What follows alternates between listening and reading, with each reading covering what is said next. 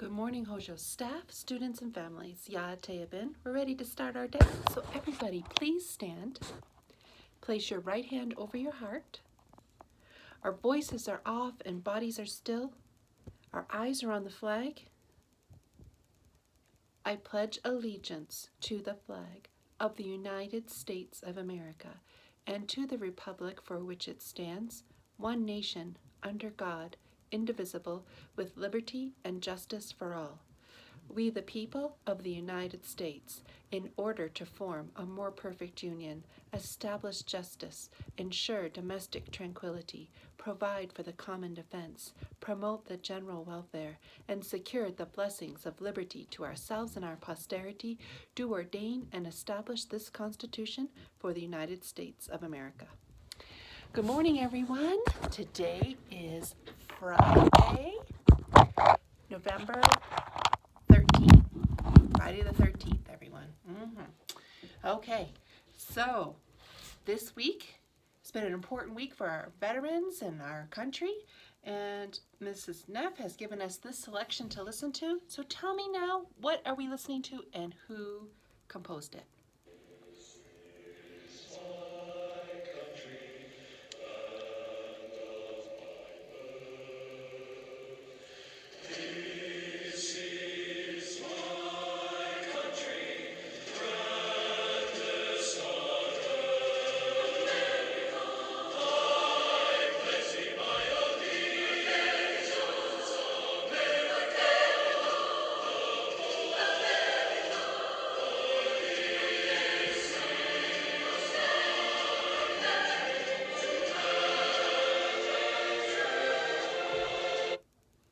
And we're listening to This Is My Country by Dawn Ray and Al Jacobs. Okay, and remember from last week?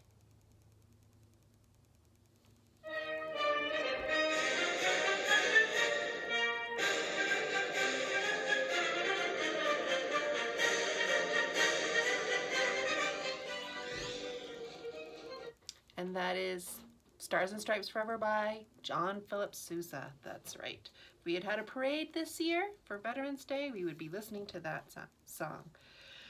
Okay. For art this week, Mr. Berg has given us, the artist is, who's the artist this week? Norman Rockwell. That's right. Very famous American artist from the 40s and 50s. His illustrations and paintings and artworks displayed lots of different places, but Saturday Evening Post is a magazine, and that's where he would often make the cover. And when Franklin Delano Roosevelt gave his State of the Union speech in 1941, he talked about 4 freedoms. And we know we have our democracy and we have freedom in this country is protected by the Constitution. And the first 2 we talked about was freedom of speech, right? And remember, this is what the illustration looks like, the freedom of speech. And then yesterday we talked about Congress shall make no law respecting the establishment of religion or abridging the or prohibiting the free exercise thereof, right? Right there. Freedom of worship. That was another freedom that was talked about in Franklin Delano Roosevelt's speech in the State of the Union in 1941 was 4 freedoms. And he mentions freedom of speech, freedom of worship, and then he had 2 more freedoms that are not protected by the U.S. Constitution. And so they've been kind of an interesting 2 freedoms that we've been talking about since 1941. And the first one was freedom from want. Freedom from want. What does that mean? So FDR, when he gave his speech, the country was coming off of the Great Depression, and we'd had World War I and then the Great Depression, and there'd been a lot of difficulties. The Great Dust Bowl, if you've studied that. And then he said that Americans should have freedom from want. So if you wanted to work, there would be a good job available for you, and that you could earn your money in order to take care of your family. But if you were going to make a painting that was about freedom from want, what would it look like? Hopefully it's not about like video games and things like that. And that's the tricky part, because humans often don't stop wanting things. We think we get what we need, and then, oh, well, we want something more. That's just human nature. We want, we want, we want. And so how would we ever have freedom from want? I don't know. But this is what Norman Rockwell painted. What does that look like to you? We have another holiday coming up. Holiday with a big turkey. Everyone's sitting around the table. Nobody wearing a mask though. So 1941, you did not have to wear a mask. Or 1943 when this was painted, I think. Freedom from want. Some of us want freedom from a mask. Freedom from the coronavirus. That's what we want this year, but soon. And then he also had, because we missed a day because of the snow day, I have the 4 freedoms. I want to share them all with you. He said, freedom from fear.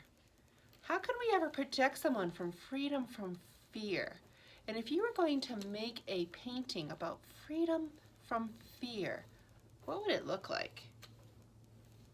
Would it be something scary? Or would it be a picture of something safe? And so Norman Rockwell painted freedom from fear to look like this. 2 parents taking care of their children. Back in the day, most children shared a bed. Maybe you do too with a brother or a sister. Freedom from fear. Those children are not fearful. They're nice and tucked in their bed, all nice and safe. Freedom from fear. Parents don't look afraid. They're able to take care of their children. And so that's how Norman Rockwell depicted, painted, freedom from fear and freedom from want. Okay, our poem this week talks about our veterans. How is a nation great? It's great because of its people, is the message from this poem, A Nation's Strength by William Emerson. And so it's not from gold, because gold, even all the gold in the world can't make people virtuous, right? That comes from within. And it's not from power or pride, but it's from its people. So a nation's strength. What makes a nation's pillars high and its foundations strong? What makes it mighty to defy the foes that round it throng? It is not gold. Its kingdoms grand go down in battle shock. Its shafts are laid on sinking sand, not on abiding rock. Is it the sword? Ask the red dust of empires passed away. The blood has turned their stones to rust, their glory to decay. And is it pride? Ah, that bright crown has seemed to nations sweet, but God has struck its luster down in ashes at his feet. Not gold, but only men can make a people great and strong, men who for truth and honor's sake stand fast and suffer long. Brave men who work while others sleep, who dare while others fly. They build a nation's pillars deep and lift them to the sky. So thank you to our veterans who have served our country and have protected us and made us a strong nation. And thank you to our founding fathers who came up with the Constitution, which was not easy to do, not easy to write a Constitution that has lasted longer than any Constitution has lasted in the entire world. That's right. And we have our Bill of Rights, which protect our freedoms, the freedom of speech and the freedom of worship that we just talked about. So let's say the first 4 amendments together, and we'll review the 5th. Congress shall make no law respecting the establishment of religion, or prohibiting the free exercise thereof, or abridging the freedom of speech, or of the press, or the right of the people peaceably to assemble, and to petition the government for a redress of grievances. Second Amendment. A well-regulated militia, being necessary to the security of a free state, the right of the people to keep and bear arms shall not be infringed. Third Amendment. No soldier shall in time of peace be quartered in any house without consent of the owner, nor in time of war, but in a manner to be prescribed by law. Fourth Amendment. The right of the people to be secure in their persons, houses, papers, and effects against unreasonable searches and seizures shall not be violated, and no warrants shall issue but upon probable cause, supported by oath or affirmation, and particularly describing the places to be searched and the persons or things to be seized. Those are the first 4, and we just started to talk about the 5th Amendment, so we'll go through it again. No person shall be held to answer for a capital or otherwise infamous crime unless on presentment of indictment of a grand jury, except in cases arising in the land or naval forces or in the militia when in actual service in time of war or public danger. So you cannot be brought up on serious charges if you do not have the indictment from a grand jury before they can even bring you to trial, unless there is a war going on or there's some kind of public danger. So in most cases, in times of peace and security, you cannot be brought up for serious crimes unless a grand jury decides ahead of time that, yeah, there's probable cause that this might have happened. And so it's only then that you can be tried for that crime. The next section says, nor shall any person be subject for the same offense to be twice put in jeopardy of life or limb. Right? You can't be charged twice for a crime. Once you've been charged once and they've gone to court about it and they've got a decision from a jury, can't do it again, even if they get more evidence, even if people confess. Nope, can't do it.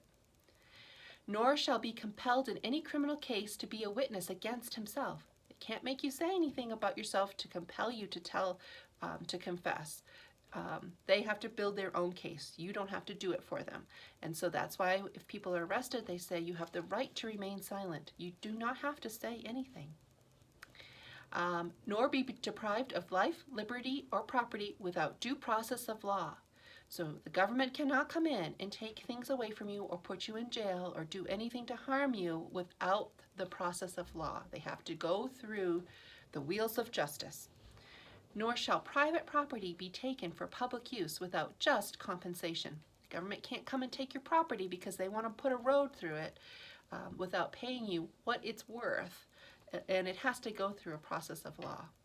So we are protected. All these freedoms we have are protected by the Constitution. Not just a simple law, and it's not just Gallup, New Mexico, or where I grew up in Portland, Maine. We all have the same rights, protected by the U.S. Constitution. And who is in charge of protecting the U.S. Constitution? You and me, right?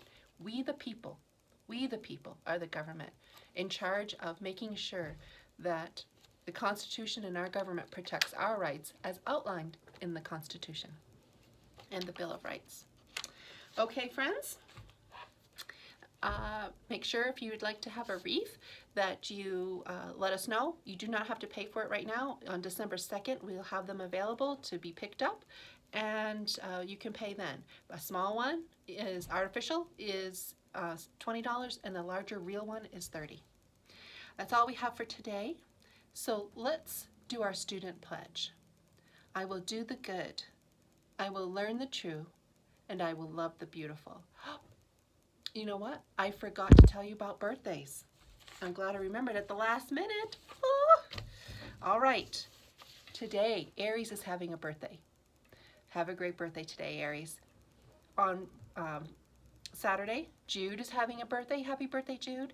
And on Sunday, Dean is having a birthday. Happy birthday to you three gentlemen this weekend. Okay, now that's all we have for today. So I hope you have a great day and a great weekend.